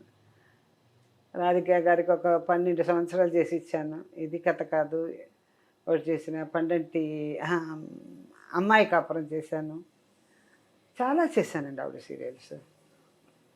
ఇది కథ కాదు, కథ కాని కథనా, ఇది కథ, ఏదో చాలా సినిమా సీరియల్సే రాధిక గారిని నిలబెట్టాయి అంటారు చాలా మంది. అప్పటికి చాలా అప్పుల్లోకి వెళ్ళిపోయారు, సీరియల్స్ ఆమెను నిలబెట్టి అప్పులని తీర్చుకోగలిగారు. ఆ టైంలో ఆమె మైండ్ సెట్ ఏంటమ్మా సీరియల్ స్టార్ట్ చేసినప్పుడు? ఆమె అసలు అంత పెద్ద ఆర్టిస్ట్ సడన్గా మదర్ క్యారెక్టర్, ఆ క్యారెక్టర్ అడిగితే ఆవిడ కోపం వచ్చేసింది. అవునా? కోపం వచ్చింది ఆవిడకి. చెబా నీ ఇంట్రెస్ట్ లేకపోతే పోయింది, నేను వెళ్ళిపోతాను నా ఊరికనేసి వెళ్ళిపోయే స్టేజ్లో అప్పుడు ఆమెకు తెలిసిన ఒక ఆయన, నువ్వు వెళ్ళలేవు, నువ్వు ఇక్కడ ఉంటావు, మరలా నువ్వు ఇంత ఏళ్తావు నువ్వు అని చెప్తే, ఏంటయ్యా నువ్వు చెప్పేది, అడ్వాన్స్ కూడా తీసుకున్నాను, మధ్యాహ్నానికల్లా నేను వెకెట్ చేయాలి ఇంటిని అని చెప్తే, జరగదాన్ని అలాగే ఇల్లు అమ్మేశారు. లేదు, అమ్మేదానికి అడ్వాన్స్ తీసుకున్నారు. వాళ్ళు వచ్చి ఇల్లు చూసేసి ఫైనల్ సెటిల్మెంట్ రిజిస్ట్రేషన్ అవి ఉంటుంది కదా, ఆ స్టేజ్లో అప్పుడు ఆ ఫ్రెండ్ని చూసినప్పుడు ఆయనే చూశాడు, నువ్వు అమ్మలేవు, ఈ ఇల్లు నిన్ను వదిలిపోదు, నువ్వు మరలా ఒక ఏళ్ళు ఏళ్తావు అని చెప్పేసి వెళ్ళిపోయాడు. నవ్వింది ఆవిడ, మంచి వెటకారి కదా, నవ్వేసి పైత్యమన్న, ఈ ఇల్లు అడ్వాన్స్ కూడా తీసుకున్నాను, నా ప్రాపర్టీ కోసం ఆల్మోస్ట్ అమ్మే స్టేజ్కి వచ్చేసాను అన్నప్పుడు కుదరదమ్మా అనేసి వెళ్ళిపోయాడు. అలాగే అయిందండి, అలాగే ఏమి సక్సెస్లు ఇచ్చిందండి ఆవిడ. అప్పా, తప్పులు అయినా కానీ అంత స్ట్రాంగ్గా ఎలా ఉండేవారు కదమ్మా అన్ని సీరియల్స్ అది కూడా ఎంత ఈదారండి ఆవిడ, ఎంత ఈదుకొచ్చారండి. రాడాన్ మీడియా ఆల్మోస్ట్ మీరు రాడాన్ అన్నీ చేశారు, అన్నీ చేశారు ఆమెతో. అన్నీ చేశారు. ఇంటికి కూడా ఒక పిక్చర్, ఒకటి మెయిన్ పిక్చర్ నేను ఆవిడే, పంజారుణాచలం గారి డైరెక్షను, రాజేంద్ర గారు డైలాగ్ రైటరు, ప్రొడ్యూసర్ ఆయన పంజారుణాచలం గారే. మంచి సినిమా. ఇప్పుడు చేస్తున్నారా రాడాన్ మీడియాలో? ఇప్పుడు లేదండి, ఇప్పుడు ఇటు బిజీ అయిపోయాను కొంచెం బయట. బట్ ఆమెతో స్నేహం అలానే ఉంది. బట్ ఇప్పుడు హ్యాపీ కదా రాధిక గారు, ఏదైతే ఏది చెప్పారో అదే జరిగింది. అదే జరిగింది. అబ్బాయి బాగా చదువుకుంటున్నాడు, అదే నేను స్పెషల్ కోర్స్ ఏదో చదివిస్తున్నారు. ఇప్పుడు వెళ్ళట్లేదు, నాకు టైం లేక, ఆవిడకి టైం లేక. పాపం డబ్బింగ్లు ఉంటే డెఫినెట్గా మీట్ చేసేవాళ్ళం, అంటే ఆవిడ ఇంటి పైనే కదా డబ్బింగ్. అవును, అందుకనేసి అక్కడికి వెళ్ళిపోయి అక్కడ చూసేసి మాట్లాడేసి వచ్చేవాళ్ళం. ఇప్పుడు ఆ ఛాన్సే లేకుండా పోయింది. 4-5 years పైన అయిపోయింది ఆమె చూసే నేను. సో ఎనీహౌ లాస్ట్ జర్నీ అంతా కూడా హ్యాపీగా సీరియల్స్ చేసుకుంటా హ్యాపీగా ఉన్నారు, సెట్లలో తిరుగుతా, ఇప్పుడున్న జనరేషన్తో కూడా మింగిల్ అవుతా వర్క్ చేసుకుంటున్నారు. ఇంతకన్నా ఏమైనా అచీవ్ అవ్వాలనుకుంటున్నారమ్మా జీవితంలో? అచీవ్ అయితే బాగానే ఉంటుంది. అంటే ఏం చేయాలి? మనిషి అన్న తర్వాత, పుట్టిన తర్వాత ఏదో ఒకటి సాధించాలి, ఆఖరి వరకు సాధించాలి నాకు తెలిసినంత వరకు. అలాగే ఆకాశాన్నే చూస్తూ నడవకూడదు, ఆ ఫాల్ పెద్ద ఫాల్ అయిపోతుంది. కొంచెం భూమిని కూడా చూసి నడవాలి. భూదేవి మనకు ఇది అనమాట, ఆమె మీదే మనం కాపురం చేస్తున్నాం. అట్లా అణకు మణకుతో ఉండాలి. ప్రతి వాళ్ళకి చెప్పేది, ఈ యంగ్స్టర్స్కి నేను చెప్పేది ముఖ్యంగా, ఎప్పుడు నీళ్ళు పోతూనే ఉండాలి, పారాడుతూనే ఉండాలి. అది స్టాప్ అవ్వకూడదు. స్టాగ్నేట్ అయితే వేస్ట్ వాటర్ అయిపోతుంది. అది పోతేనే 10 మందికి ఉపకారంగా ఉంటుంది. అందుకని ఎప్పుడు అందరూ సంతోషంగా ఉన్నంత వరకు హ్యాపీగా లైఫ్ని లీడ్ చేస్తూ పోవాలి. సూపర్, నిజంగా థ్యాంక్ యూ అమ్మా.